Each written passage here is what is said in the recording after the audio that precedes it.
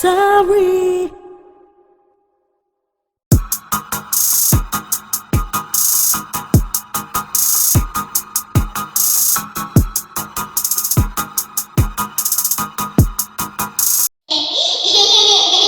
Cali Kid Official.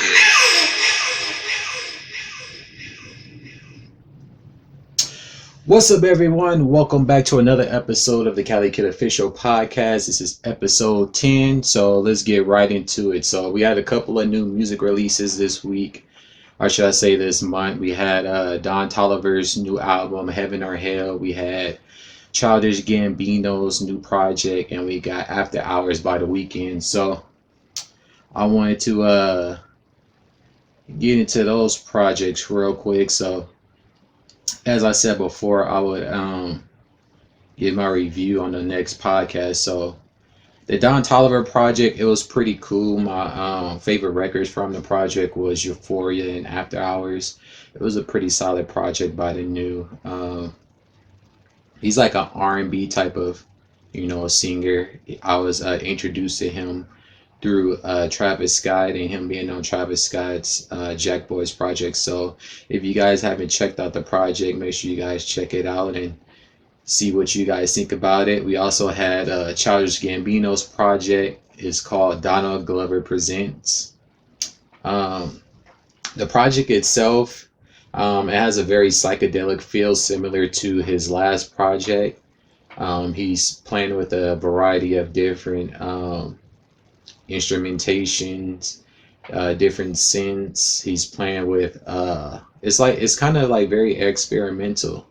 And the project, you have to like listen to it as a whole, as opposed to listening to it in individual songs. Like, it's better if you listen to it as a whole. But the cover art was pretty interesting. It's a 4-scene comic strip, and then there's like a crowd of people within there, and then you see in the comic strip a lot of chaos going on. You see people taking selfies, you see people experiencing different emotions: sadness, anger, bewilderment. You see people being thrown off of buildings, you see thunder raging in the background, you see the buildings on fire. So overall, I think this project is kind of like a continuation of This Is America, but instead of This Is America, This Is the World. So that's essentially the pretty much the theme of this album throughout the record. He's talking about things like what's the meaning of life. He's talking about relationships. There's this record called The Algorithm, which he's playing on the world being an algorithm, as in everything is sequenced to go a specific way, as well as rhythm, as in rhythm of the beat. So I thought that was pretty interesting. And then he talks about personal problems, giving appreciation specifically to the woman he's involved with, as well as people should do the same thing. Overall, the project was pretty cool. Like Warlords, that one was pretty interesting. It's like a very upbeat type of record. It's basically like capturing the emotions and sounds of someone who would be in battle, them breathing hard and things of that nature. And then my favorite record from the project was Feels Like Summer. That was probably, if there was a single, that would probably be the single. The rest of the records are kind of like bunched together like a collective. So overall, that's pretty much my take on that project. It was streamed on his website, Donald Glover Presents, but then they took it down, and then it was repackaged and put on streaming sites. So I don't think you can like purchase it or anything like that, unless they decide to put it on like Apple or things like that. But for the most part, it was pretty much on just streaming sites. And then we get The Weeknd's After Hours project, and man, the production on this project is flawless. This is probably his best body of work that I've heard so far. My favorites were Alone Again, Too Late and Heartless. On this project, he's talking about relationships. He's talking about his battles with drug addiction, a variety of different things. He was hooked on cocaine, and there's this record on there called Snow Child. So, and snow is a synonym for cocaine or whatever. So that was a pretty interesting record. And yeah, as I said, it was a great album. Production was great. I think in a few years, people might deem this his best body of work, but it's early, and when you just recently listen to a project, you click to throw that classic title on there. But I felt like within a couple of years or so, it could move to the top of his discography list. Some people might have felt a different way about it, but music is subjective. It all depends on who's listening to the project overall. But out of the three projects that released, I would say the Weeknd's was the best. Then, well, Gambino's is more so of like a experimental collective type of project. It's not really, I don't feel like it was made to be enjoyed, to be like to party to or whatever, which a lot of people, that's the type of music they like. They like the party music. So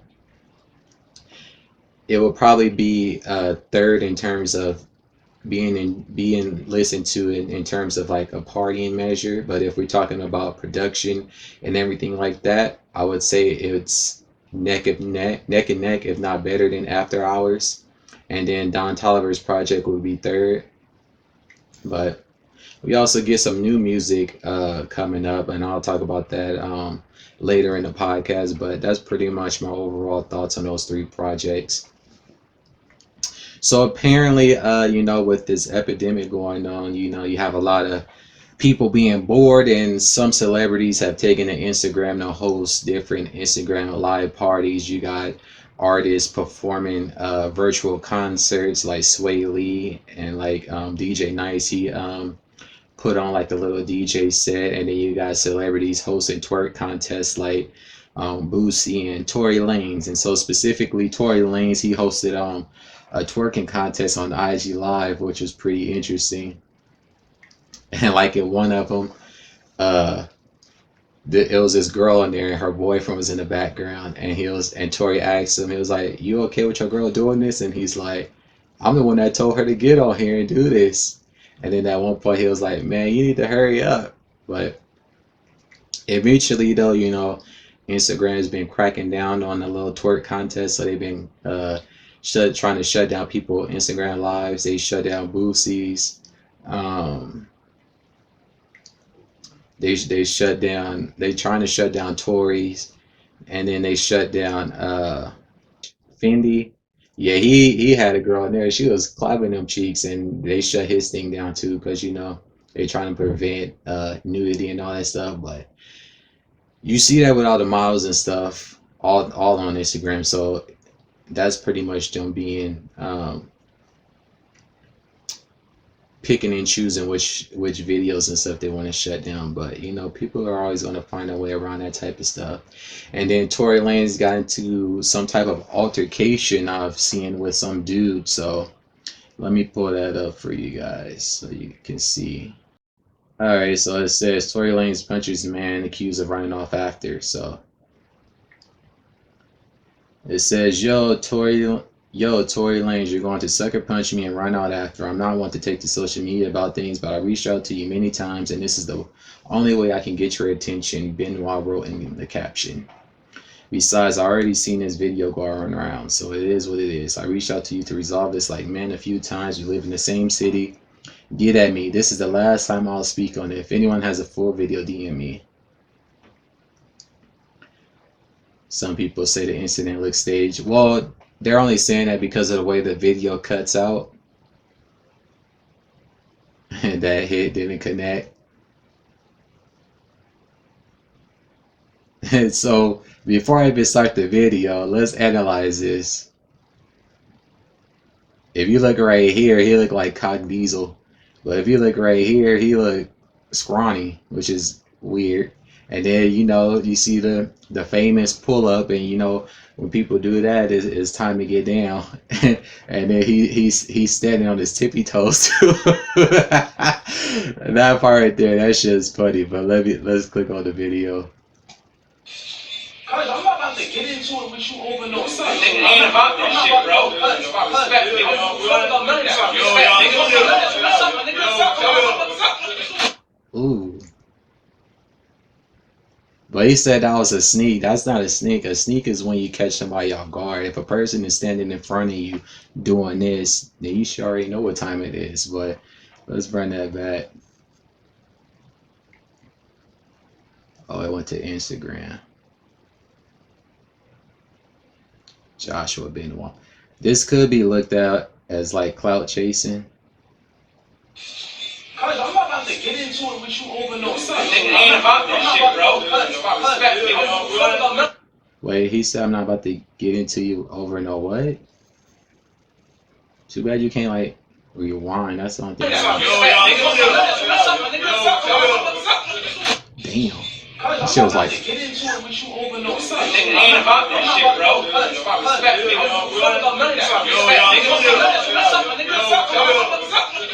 Damn. I'm not about to get into it with you over no son. Nigga, ain't about that shit, bro. It sounded like he said, I'm not about to get into it with you over no bitch. So, yeah, usually that's the cause of a lot of problems between dudes, a woman being involved.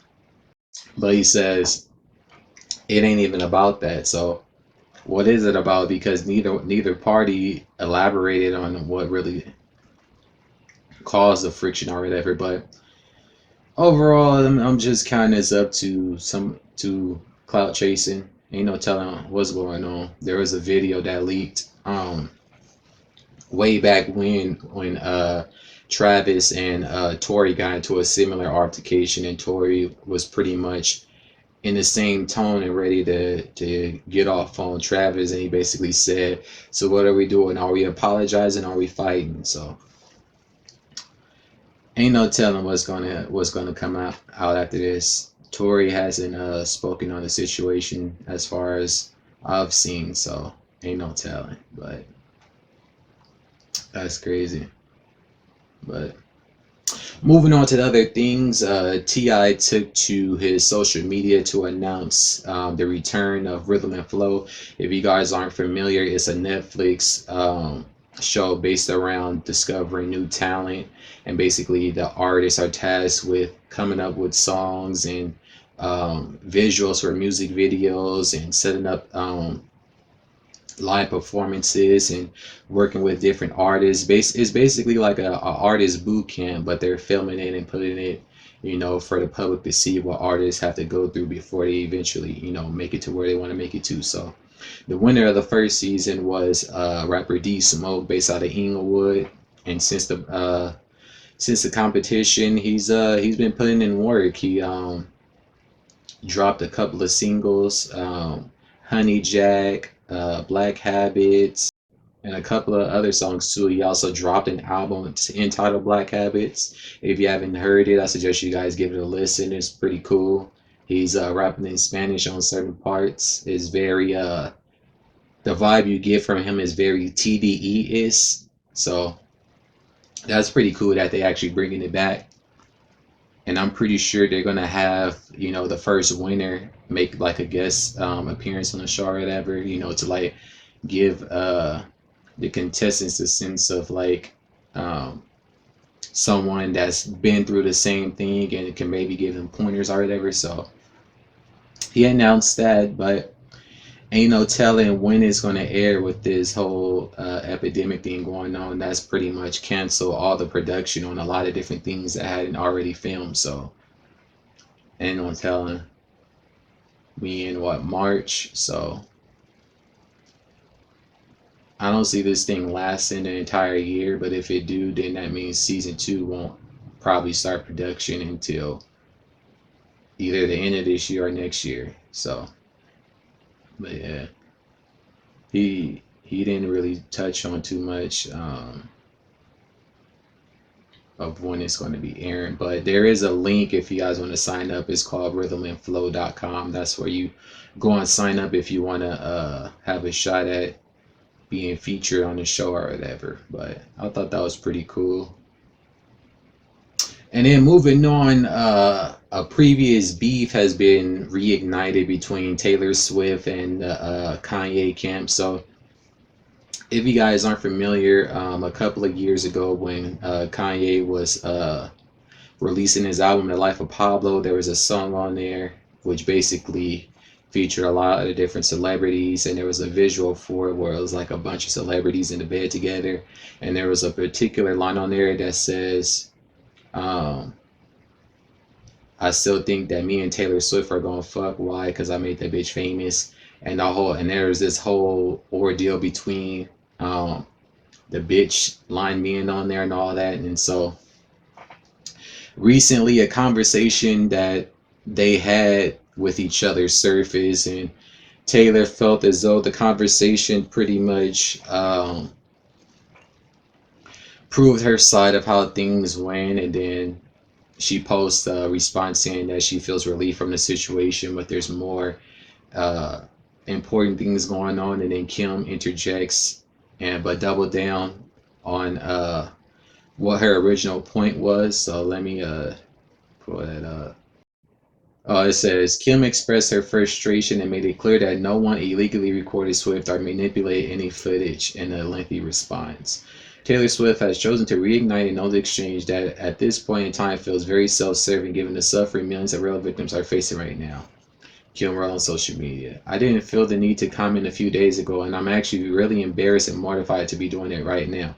But because she continues to speak on it, I feel I'm left without a choice but to respond because she is actually lying. Wouldn't be the first sign.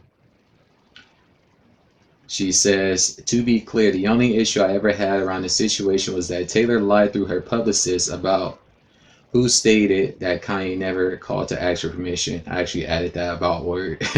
They clearly spoke, so I let you all see that nobody ever denied the word bitch was used without her permission.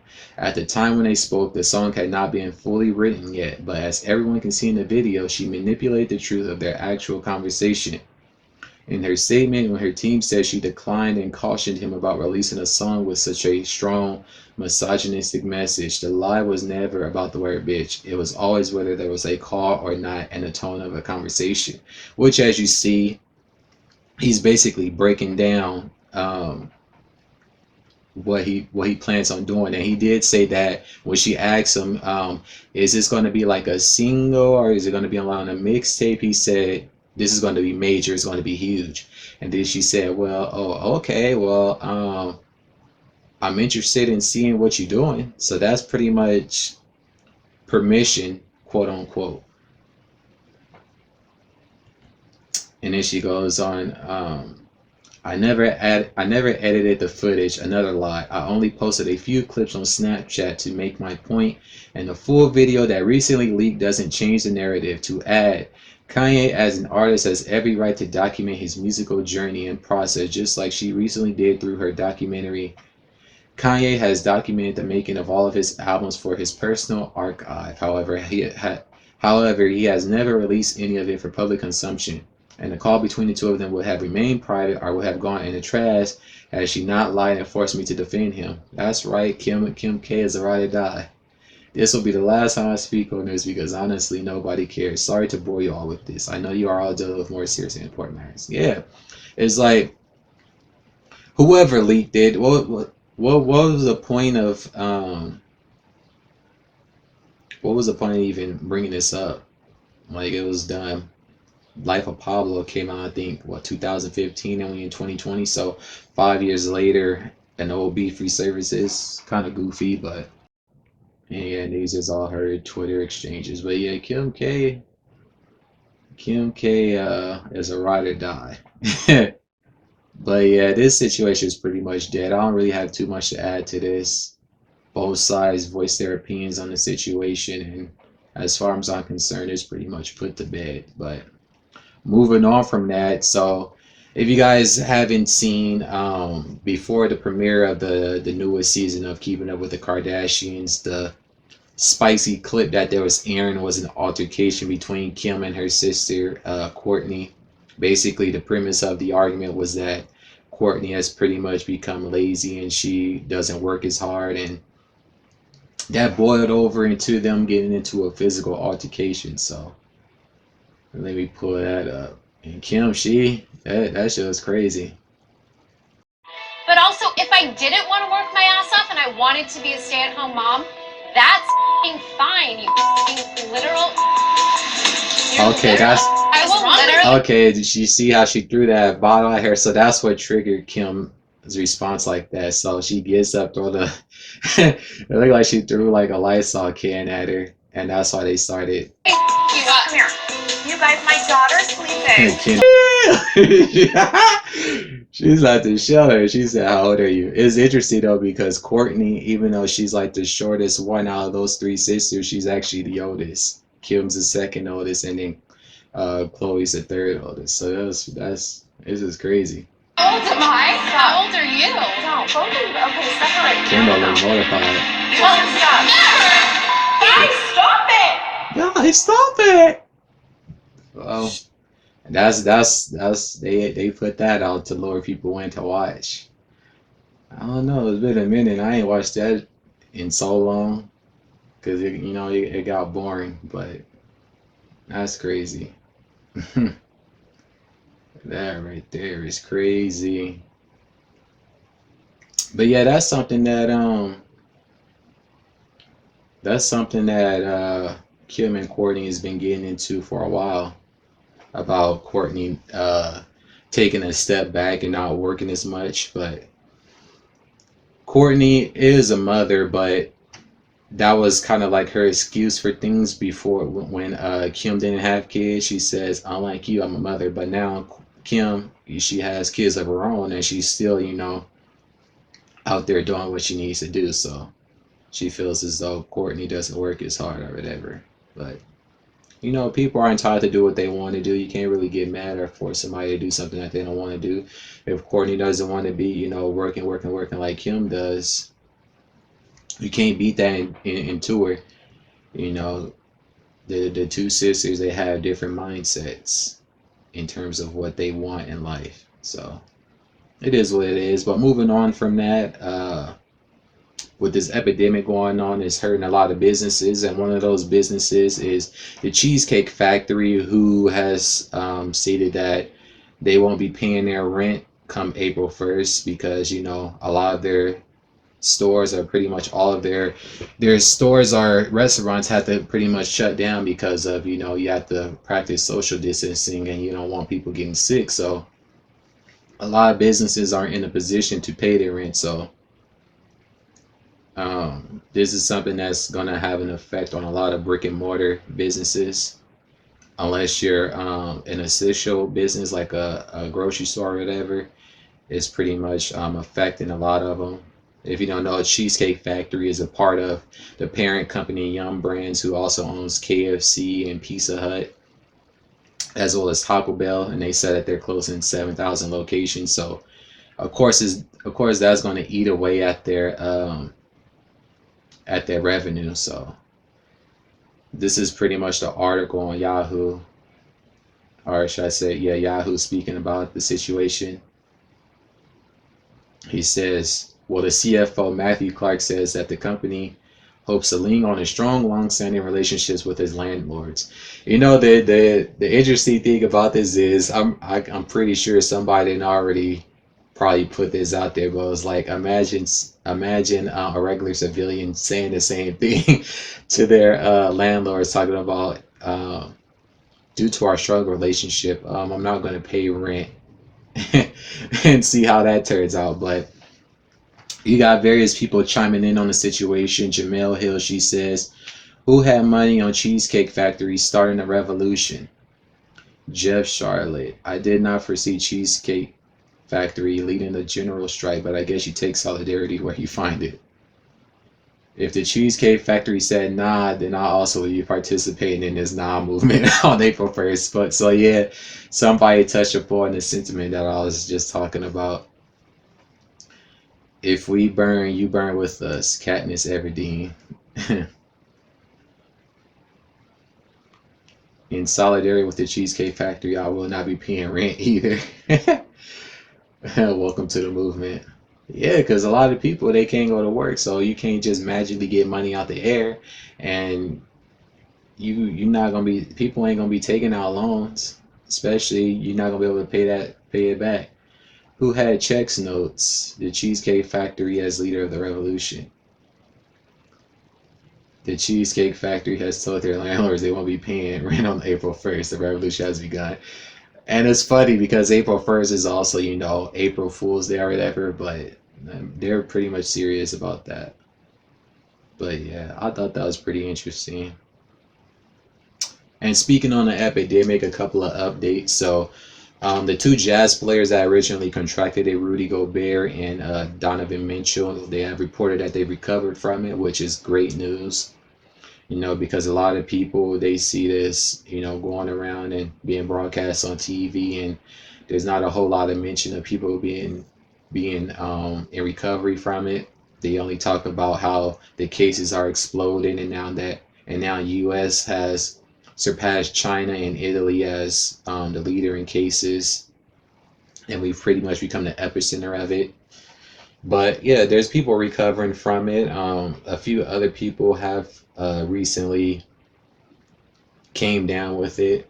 Scarface, the rapper out of Houston, he's been dealing with other health issues, so him getting this as well is crazy, but prayers out to him. He's going to make a speedy recovery, I'm sure of it.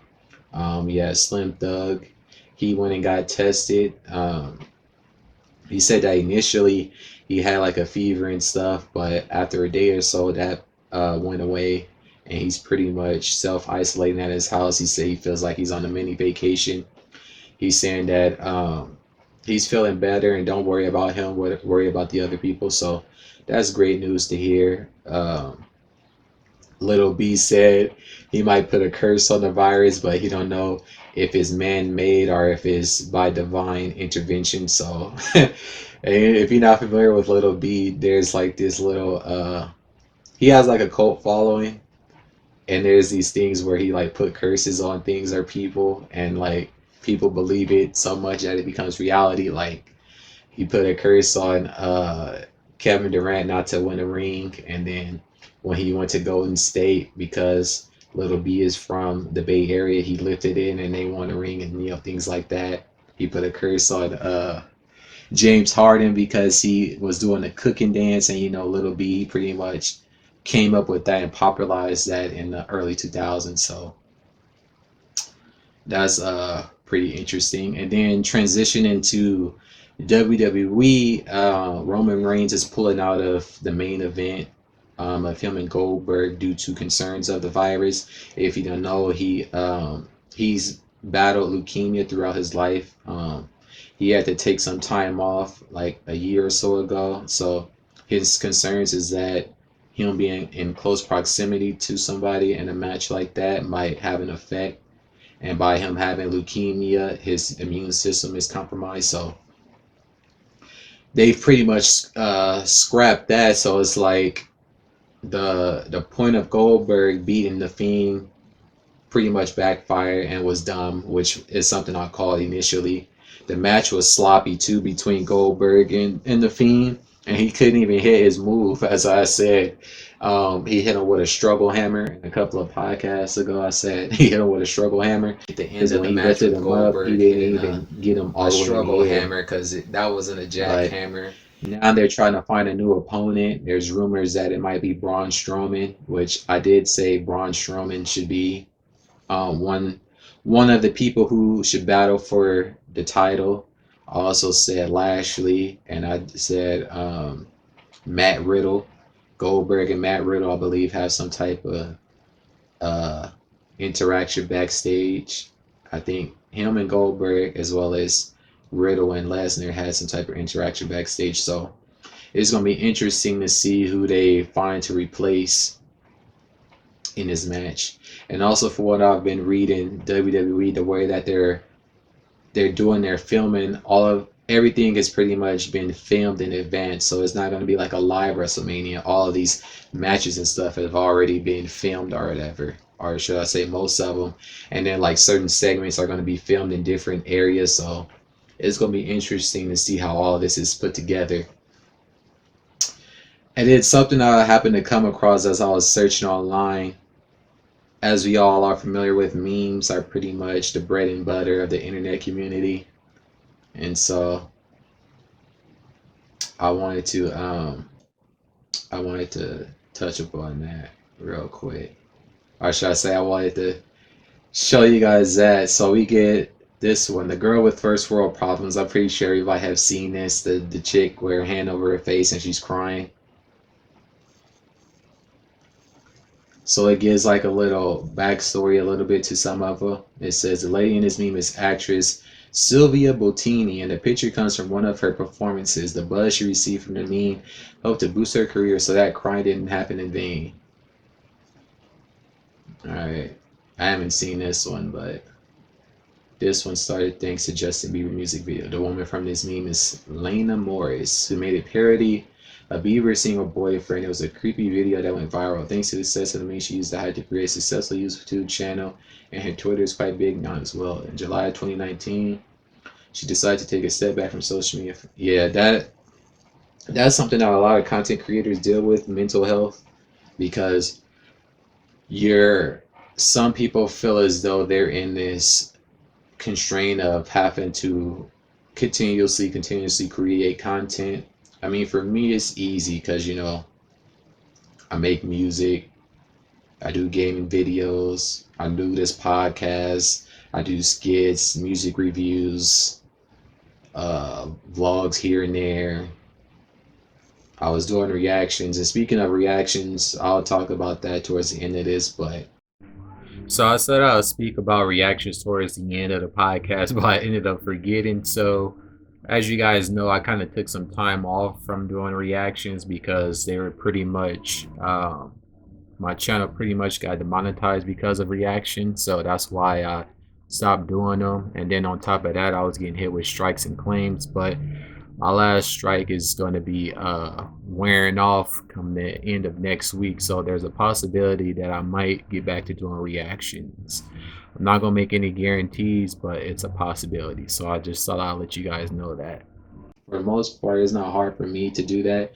When you have other people who just focus on one thing, it may be harder, so you have to take like a mental break, which is good. You always want to give yourself a mental break from things, so it's good that she's taking a step back. I've seen this one. Sammy Griner. Oh, the meme helped his family raise some money to help get his father a kidney transplant. That's dope. I see this one. Oh shit. Side eye Khloe. Her and her sister share a joint program as they try and launch their careers. Oh, this one was crazy, Scumbag Steve. This one was crazy. It's that they call him Scumbag Steve, but his real name is Blake. The truth about this photo is that Blake took it as a joke while at his grandmother's place, and he didn't think it would become as big as it did. Now he's just a regular guy trying to live his life. His Twitter bio reads, "I'm Blake Boston from Boston, aka the OG memes Scumbag Steve, father of 2 boys. The internet created Scumbag Steve and it has run its course." Yeah, they was wilding with this meme. I remember that. That was crazy. Yeah, some of these I haven't seen. This one is the confused math lady. Yeah, they transformed this one into other ones too. Brazilian actress Renata Sorá. She acts in telenovelas, and given the confusing nature of those shows, it's no wonder why she looks so perplexed. Let's face it, we all have out-confused math lady moments on occasion and lose all ability to come up with a clever response. The most interesting man in the world. Yeah, this was a dope campaign ran by Dos Equis, and then eventually they transitioned to another dude, which it doesn't have the same flair, so it's less effective. Jonathan Goldsmith. He had the pleasure of making incredibly hard tasks look supremely easy. Yeah, I remember that. There was like once upon a time he had an arm wrestling contest with a strongman or something. Yeah, the crying piccolo girl, Villanova. Yeah, March Madness got canceled.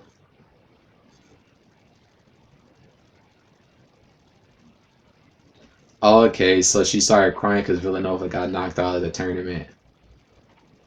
Bad luck. Yeah, this was funny. Bad luck, Brian. As one of the originators of meme cultures, Bad Luck Brian is one of those that people share quite often when it first became popular. You're able to plug in any kind of bad luck situation for his name and it'll work. The funny part is that his name isn't Brian. His name is Kyle Craven, and he doesn't know how his picture even surfaced on the internet since it wasn't in his high school yearbook. He works in construction now. Imagine him starting a construction company, Bad Luck Construction.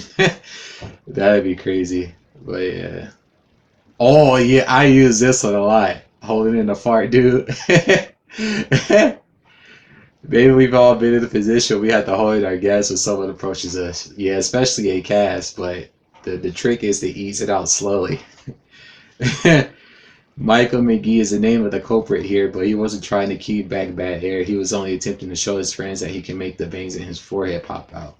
He's 21 now and living a normal life. Something worth noting is that he went to the same school as overly attached girl.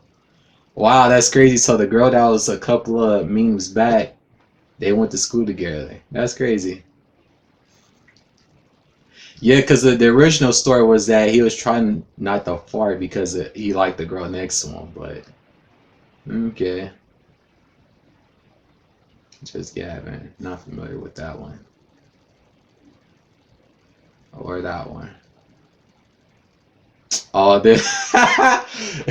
My mama said I can't go outside. My mama said that's a bad person. Oh boy, that's crazy. Yeah, Cardi B, she's always been destined to be a superstar. Oh, Hide Your Wife, Hide Your Trilogy. Yeah, I remember that. There's a joke there, but nah. Oh yeah, I remember this. Like a lot of females saw this and was like, "Oh my God!" And then eventually, once he got out of jail, it landed him a modeling gig, and his life has been dope ever since. That's crazy, right? Imagine that you go into prison, you take a mug shot, and that mug shot changes your life from basically rags to riches. That's crazy. Yeah, Jeremy Meeks. Yep, we're one of the few occasions where crime pays. Yep, Ancient Aliens guy. Yeah, I used to watch that. And like, there's this one where in between his hands it says exposed. And you can pretty much do whatever you want with this one. That was, I remember that one. Oh yeah, why you always lying? Why you always lying? Why you always lying? Oh my God. And then eventually he was able to do like something with the original performance of the song, which was the members of Net of an R&B group called Next. They were big in the early 2000s. Too close. Grumpy cat. That's crazy. Hide the pain, Harold. Ridiculously photogenic guy. Yeah, that is a thing though. Like some people take good pictures and others don't. Oh yeah, blinking guy. This one is funny. I use that one a lot too. Drew Scanlon gained his reputation as the blinking guy all because of a picture of him with his eyes wide open, followed by one of him closing his eyes and blinking. Fans of the meme would often repeat one or both photos to make it seem like he was blinking for a longer or shorter period. Yep. Or profusely, depending on what best suited the caption. Drew may have one of the most successful meme stories since he used the fan to launch his career. He now has a successful YouTube channel and a Patreon account where fans can find him. That's dope. The old El Paso girl. Disaster girl.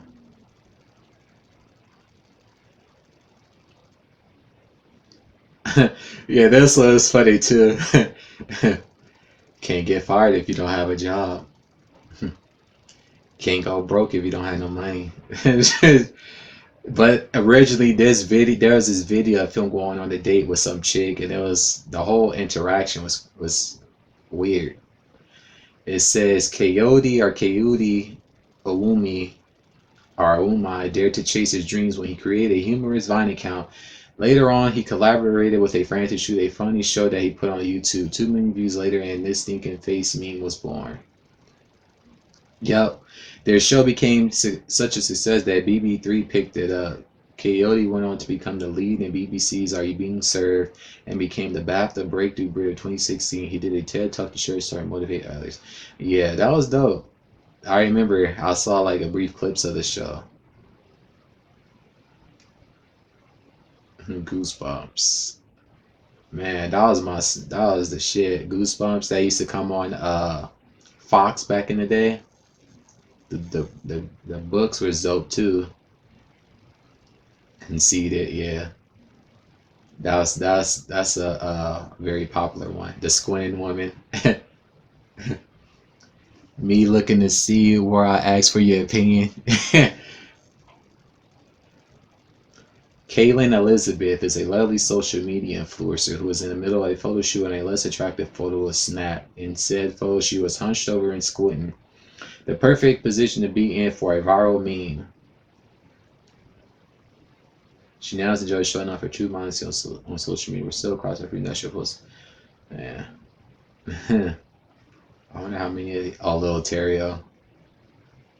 I wonder if he's, slimmed down, because it's not healthy for kids to be big like that. But yeah, this one is funny too. They use this one a lot. Oh yeah, Catch Me Outside. She's a rapper now. Nick Young. Yeah, that was funny too. The hipster barista. If you don't leave now, I'm calling the cops. Oh man. Friend zone Johnny.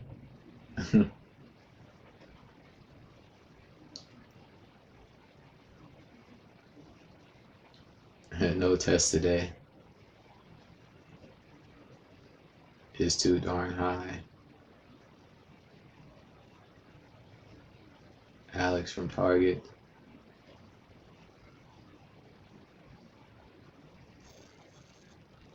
Crying old man. Yeah, some of these are less known to me. Oh, this one is. Here's why this is bullshit. Sir Patrick Stewart.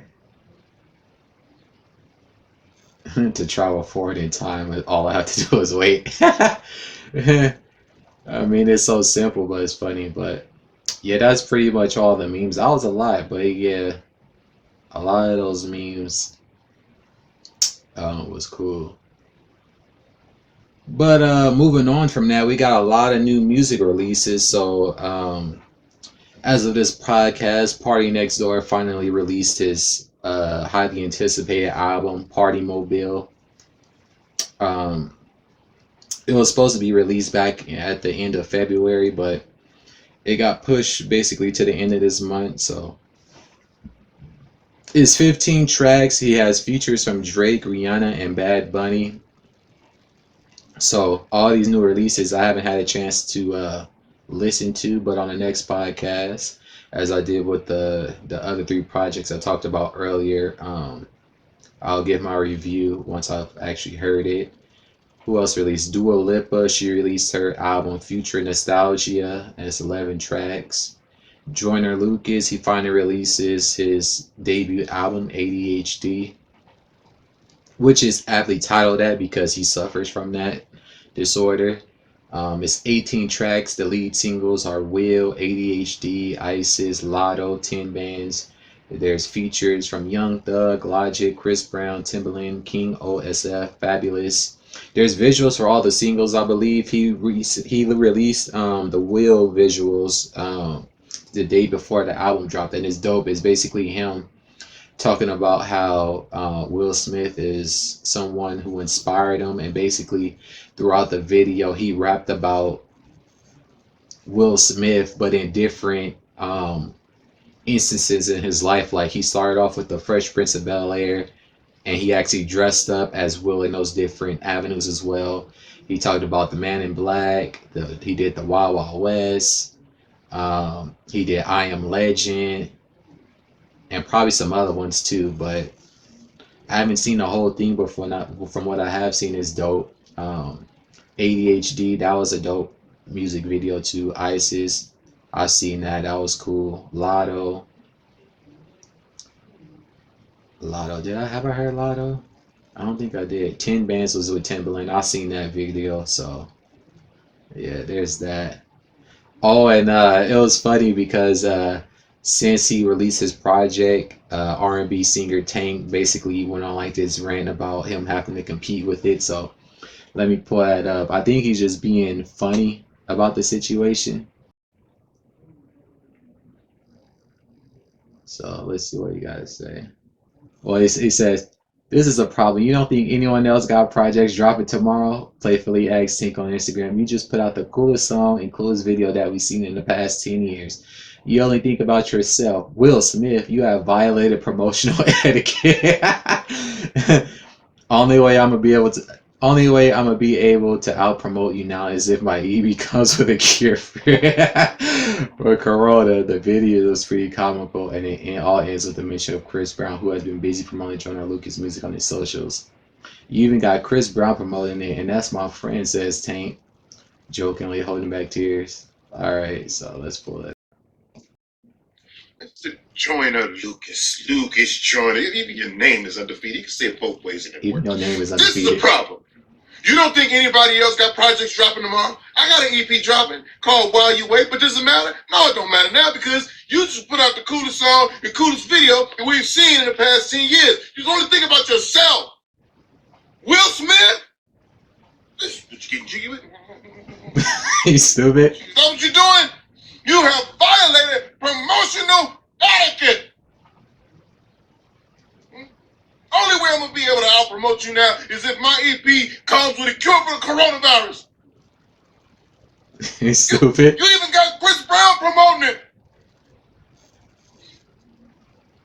And that's my friend. That's my friend. That's a famous acting part. I don't remember what it's from though. I think it might be from the Fresh Prince of Bel-Air. He don't know for that, but yeah, we also got like a surprise project from Jeezy. He dropped The Legend of the Snowman. I believe that was last year. Yeah, last year, and I did a review of that album as well. But it's a 7-track EP with no features. It's basically him just showcasing his lyrical talent. It's called 20 by 20 Pyrex Vision. So we got a lot of projects that ain't dropped, and so that's what 1, 2, 3. So I got 4 projects to listen to.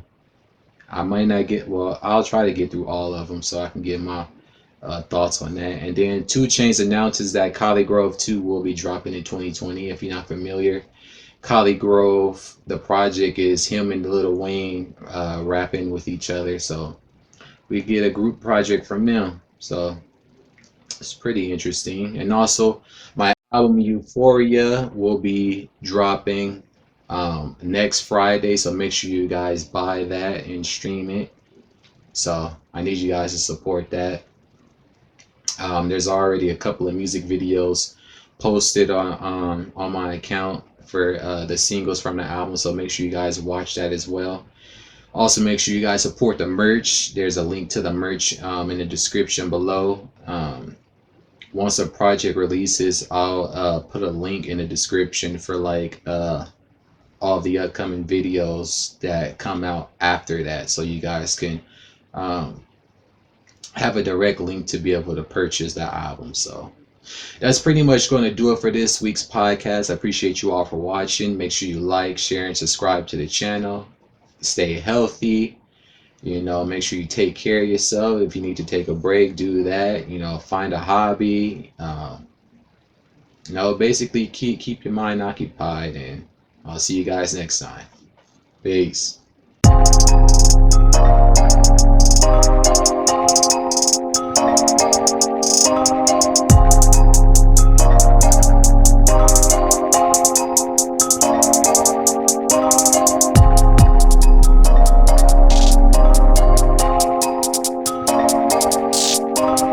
CaliKidOfficial on the beat.